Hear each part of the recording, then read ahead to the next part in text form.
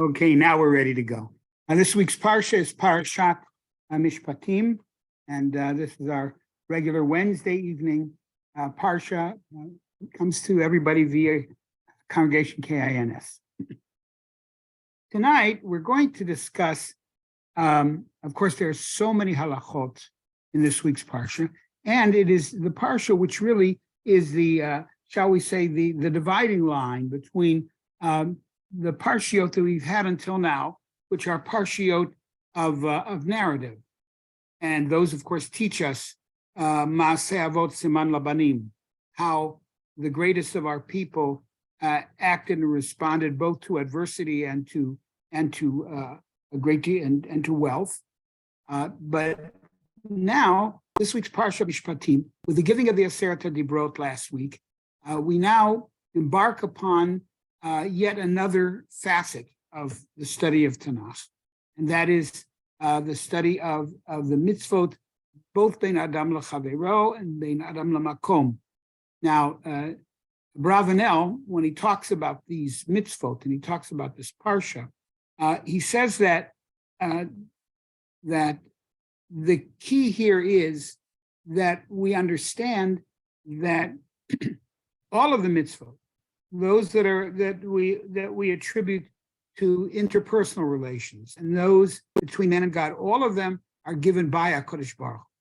And that recognition, as I mentioned last week, Anochi Hashem Elokecha, I am the Lord your God. We said last week that there is a difference of opinion as to whether Anochi Hashem Elokecha, I am the Lord your God, is a mitzvah, the Decalogue, the Ten Commandments, or is Anochi really a preamble? And Abravanel holds, not like the Rambam, but Abravanel holds that Anochi Hashem Elokecha, Asher Tzeticha Me'eretz Mitzrayim, I am the Lord your God who took you out of Mitzrayim, is a preamble. It is what we would call a sine qua non. It is the necessary requisite to accept all the other mitzvahs. Unless we accept the idea of Anochi, then all the other mitzvot become suggestions. They become cultural aspects of life. But these are not, from a Torah standpoint. The mitzvah of shatnez, the mitzvah of kabed et avicha ve'etimecha, the mitzvah lo tirtzach, all of those mitzvot of kashrut, all of them have one source, and that is the creator of the world. And so therefore, they are not just cultural norms as you would have in different societal settings. They are a requirement for us to understand that this is the way Jews are to live their lives. Now, with that in mind, we're going to analyze a mitzvah of, I'm going to ask you to turn to Perek Kaf Gimel, Perek chapter 23. And the Torah tells us quite a number of mitzvot that are themselves mitzvot that have to do with judging in court of law. Perek Kaf Gimel, Pasuk. We'll start with Pasuk Gimel, and these mitzvot have to do with laws. If you're in a court of law, what do? Then we're going to find laws that how do we adjudicate cases? How do we determine guilt? How do we determine innocence? All of those things are either explicitly said in this parsha or alluded to. But we're going to look on Perek Kaf Gimel, Pasuk Gimel, chapter 23, 3. The Torah tells us the dal lo tedar b'rivo. There is an inclination about people who have compassion on those who are disadvantaged. There's an inclination to say, look, you have whoever the Rothschild is coming to in a court case against the poor person. So Rothschild's never going to miss the $50. So we sort of maneuver the court case so it'll come out in favor of the poor person. Dal means to be lowered. to a person whose status is lower. So we elevate the person's status. The Torah tells us you may not do that in a court of law. You want to benefit the poor person. There are many ways you can do it, not in a court of law. If the poor person stole something, or the poor person owes Rothschild, whatever it may be, then that's how you have to decide the case. The only thing is, of course, you decide in other ways. You can go to Rothschild outside of court and say, you're not going to miss the $50 or the $100. But this poor man, this is how he feeds his family. Can we? The case is yours. There's no question. The evidence is yours, is on your side. But maybe after the court case, let's see what we can do to help this poor person, but not during the court. So the Torah tells us, you may not show favoritism to anybody, not a wealthy man and not a poor person, man or person, not the wealthy, not the poor. Then the Torah tells us, once it's determined that you have to treat people equally, we come to such an interesting halach. Pasuk Dalet. Ki tifga shor oyivcha o chamoro to'eh. If you see or you encounter an ox of oyivcha.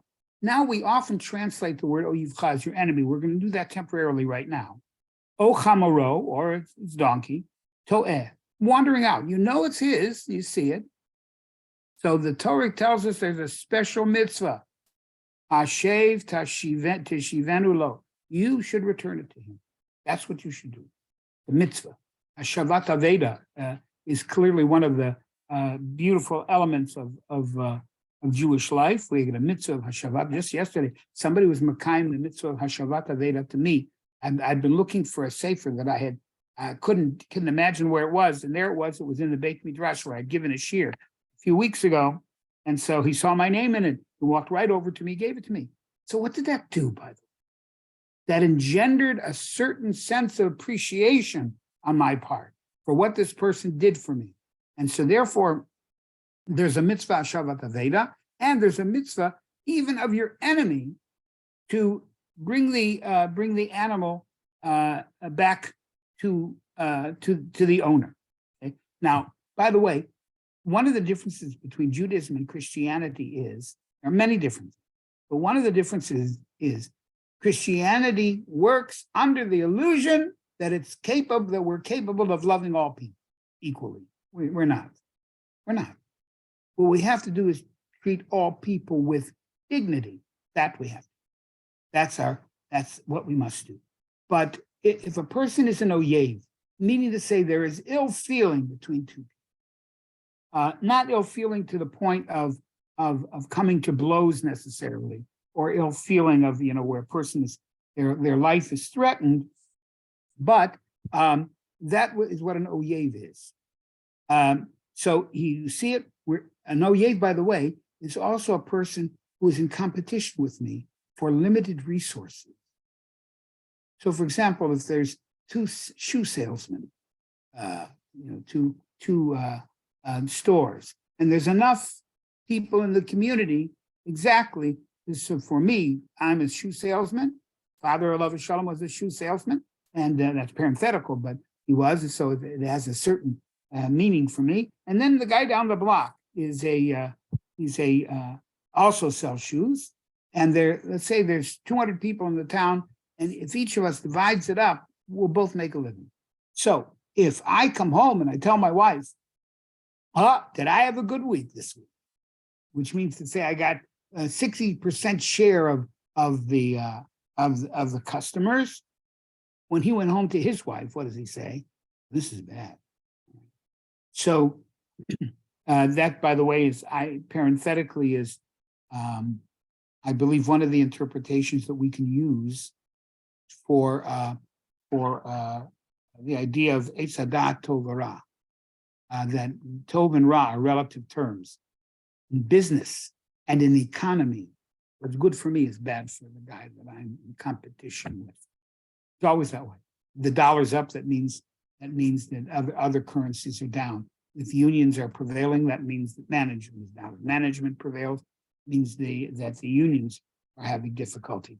If the Midwest had a really good crop and can sell more than they thought they would sell, that means other places that are trying to sell corn or grain might have not as good.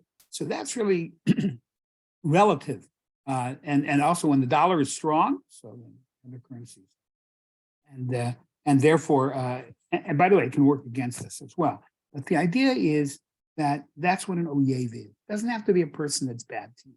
It's anybody with whom we're in competition. And usually competition, it can get fierce enough that it spills over into personal dislike.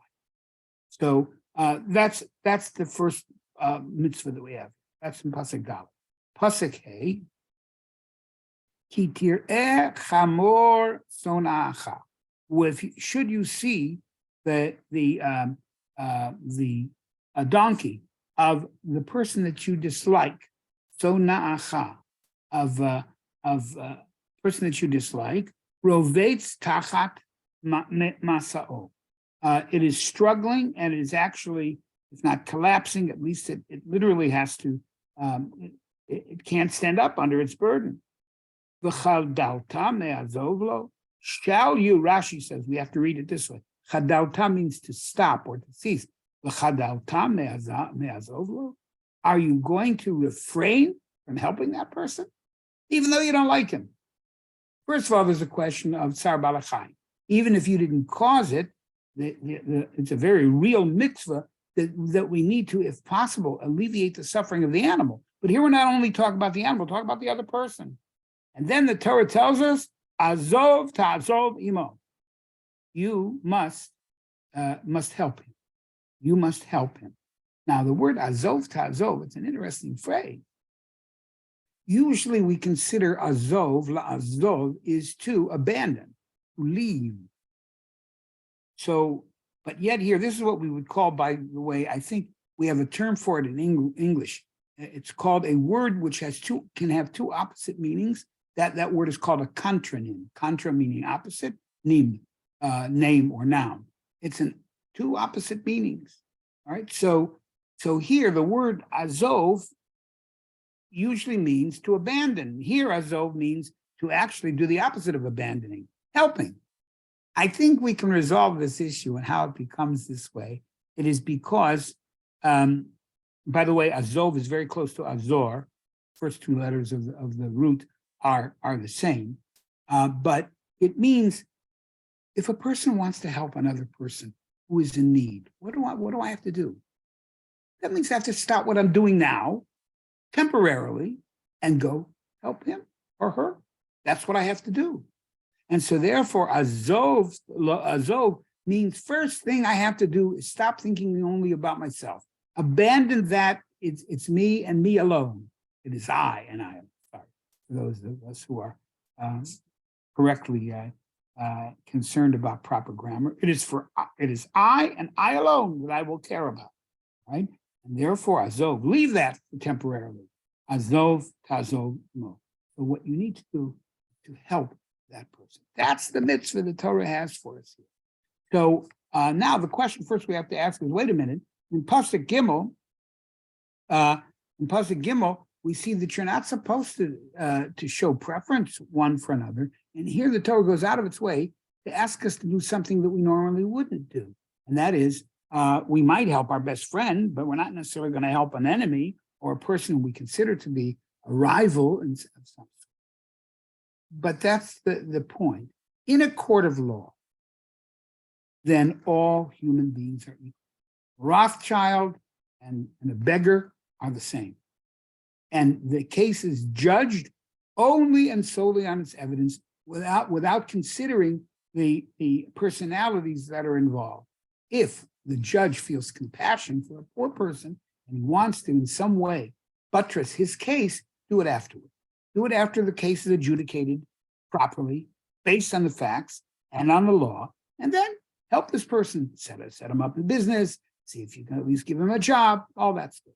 All that's good. Go out of your way to, as Aaron Cohen did, say hello to him every day to make him feel better. But you can't do that in court. However, here, this is outside.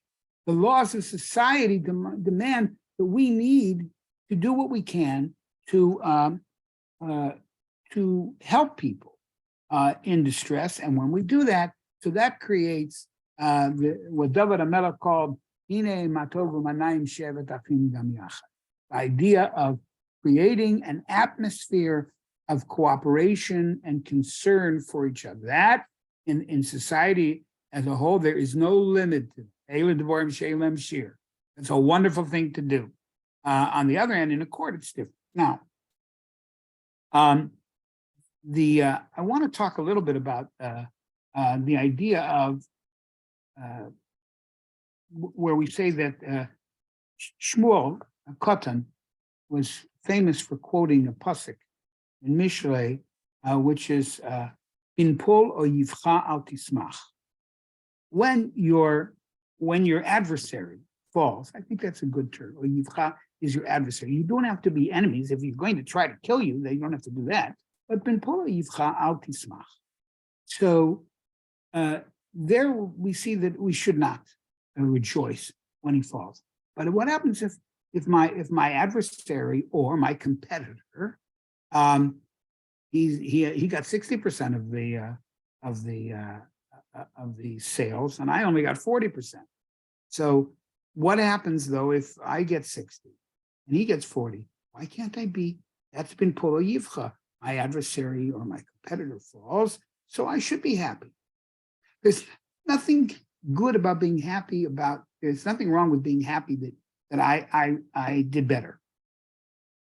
But usually I think we can interpret it also to mean that in this case, my adversary, it's not that his business was less. Well, we're in competition, so mine will be more, his will be more, one of the two. But let's say, God forbid, there's sickness in his family, and he's my competitor.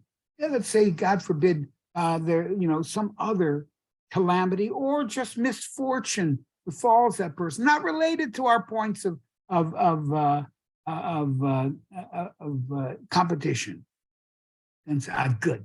I'm glad to hear that he lost this in the market. Didn't affect me at all. I'm happy.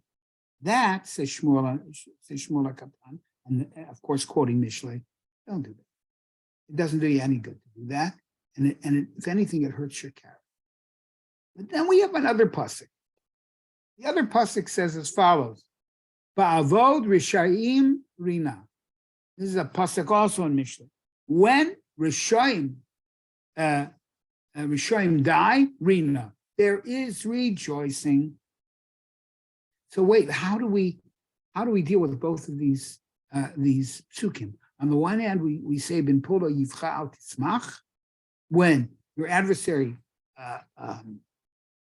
it has a misfortune, don't rejoice over that. But on the other hand, when it comes to ba'avod rishayim rina, there is rejoicing. First of all, we could say, well, it means there is rejoicing. It's a natural human response when Hamas gets it over the head. Yes, absolutely. Rina, there's rejoicing. And when people who are out to hurt the Jewish people, then of course, yeah, there has to be a certain degree of rejoicing when Osama bin Laden is finally dumped to swim with the fishies. That's good. That's what we should do. So what's the difference then? The difference is, I believe, an oyev is a relative term. Somebody may be a competitor with me, but he's not a competitor with you. Or what happens if competitor, whether it's in something benign like sports or something which has to do with business, I may have be in competition with that person. So that's a relative term. Especially when his misfortune or her misfortune comes about not directly, that will hurt, it won't affect you at all. The term Russia, ba'avod rishayim rina, a Russia is not a relative term. It's an absolute term. We have criteria by which a person is a Russia. A Russia is not a Russia to A, and yes, a Russia to B. A Russia is objectively a person who is worthy of scorn. And so therefore, the pasuk says, "Ba'avod rishayim rina." When in fact a rishayim die, that's a reason to rejoice because the world is better. Not necessarily because my competitor died or was hurt, and so that's the difference between the two.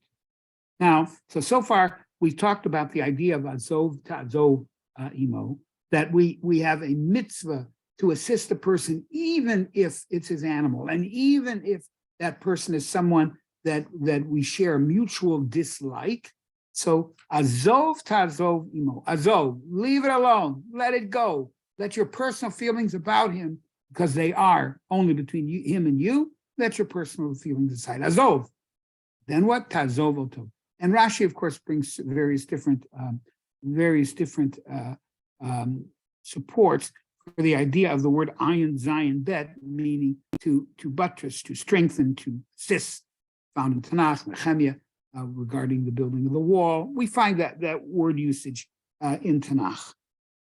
So those things are important. And of course, also that we have to, in a court, when it comes to courts, we have to judge everything by the circumstances, by the law, not by personality.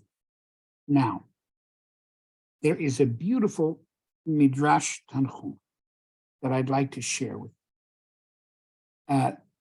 And see, very often we don't even realize the ramifications. We say, this is why the mitzvah was given. Well, we may or may not be right, because first of all, we don't want to reduce God's intellect to what we can think of. But there's nothing wrong with, as the Sefer Chinuch, his entire Sefer is based upon giving rationales for mitzvot. In this case, he says this has to do with chemla.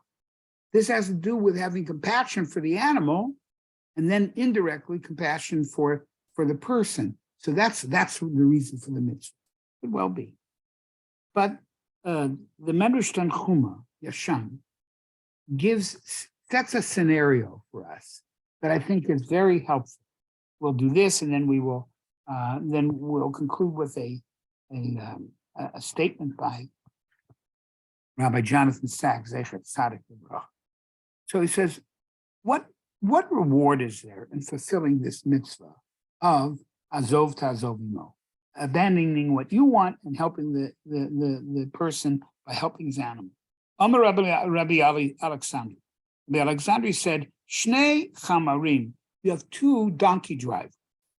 Hayu ma'alchim baderech v'hayu sonim zed zed. They didn't like it. They're competitors. So after all, if I got the job, he didn't. If he got a job, I didn't. So they're competitors. And that, of course, can lead, unfortunately, to personality strife. So Ravatz lo chamaro shel echad mehem. One of them was overloaded. He had overloaded his donkey. So Ra oto chavero, this, and he's still called chavero because we are bonded. Lechaber is to bond. Whether some of the bonds are stronger and more pleasant, some are less. But Kol Yisrael arevim chaverim v'avar al panav below l'sayim. And he left. He said, "Oh, poor Shlomi, I feel bad for you. Catch you on the way back." Okay, but me'acharva he sold him because he didn't like him anyway. Misha avar. But once the guy who's capable, his donkey is not overloaded, he thought about it. Thought about the pasuk. The pasuk says, "Ki tirech hamor sonach charovetz azov ta'azov imo." When you see that the animal of your enemy or your adversary or competitor is overloaded, so he thought about the pasuk. The pasuk says, "Stop what you're doing and help him." Azov ta'azov imo. How can I possibly? Because of my dislike for him, I'm now going to abandon one of the 613 mitzvot. So then he says, Miyad chazer v'ta'animo. So he went and he helped him out, and hitchil harishon nasiach belibo. So the person who sees that the person who is helping him out. Amar kacha yaploni oavi. I didn't know that he loves me. Look at that. He sees my situation of distress and he comes back. So look at that. Two different motivations. The guy who's helping he does it for the mitzvah, not because he likes the guy. He doesn't like him, but he does it for the mitzvah. Person for who the beneficiary of that mitzvah. He says, "Look, I had no idea that Shlomi is so nice to me and likes me." So what do? Now they both can go together at the same time to the inn. They ate and drank. Notice how the Medrash weaves the verb in. Here it's a different azvu. They both abandoned their original dislike. What caused them to make peace? Because one person studied the Torah and he knew that it was a mitzvah. His original motivation, how can I pass up a mitzvah? But now, in addition, he became a friend. The Kiyem Masha Katuba Torah and Zov Tazobim. Okay, now, the last thing for this evening is we're going to hear an essay, not the whole essay, but we're going to see the conclusion of an essay by Rabbi Sachs, Bechet Tzaddik Lebracha. And he writes as follows. He says, "It's true," he says, "we do indeed feel hostile to the outsider, the other, the stranger, the alien. That is written in our evolutionary psychology, and it will surface whenever it is given a chance." In other words, human beings respond to societal difficulties, usually with what we call dislike, sin'ah. But the boundaries, said Rabbi Sachs, can be redrawn. So the erstwhile enemies are on the same, not opposite side of the table. He brings this particular medrash as evidence. All it takes, says Rabbi Sachs, is a shared task that both can achieve together, but neither can do alone. That is the situation exemplified in the law of the overladen donkey. It does not require us to perform the almost superhuman task of loving our enemies. Christianity says that. You don't have to love a person. You have to give them dignity. That's what you have to do. And if dignity leads to love, that's terrific. But for most people, loving someone with whom they are in competition or they're both striving for the limited resources, that's a lot. So he says then, Tanakh, the Hebrew Bible, is not a code of utopia. That is a prophetic dream, not a present tense reality. In the here and now, however, the Torah tells us something not without moral grandeur, that small gestures of mutual assistance can in the long run transform the human situation. At the heart of the law of the overladen donkey is one of Judaism's most beautiful axioms. This is taken, he's going to quote now, taken from Pirkei Rebbe Elazar. Who is Izeo Gibor? Who is truly a hero? One who turns an enemy into a friend. That's the lesson of the Medrash Tanchuma. That's certainly one of endless lessons for us to coexist together. And so I want to wish everybody Shabbat Shalom. This week is Shabbat Mevarchim. So we'll be, this week is Shabbat Mevarchim for Adar. Can Purim be far behind? So I want to wish everybody a wonderful Shabbos and Mi'ez Hashem. We'll be able to see each other. Bye-bye. Thank you. Good Shabbos. Thank you, Rabbi Myers. Good Thank you. Okay, good Shabbos. Good Shabbos, Michael. Good Shabbat shalom. Shabbos. Shabbat Shalom. Shabbat Shalom to everybody. Thank you, Rabbi. My All the pleasure. best. Go to.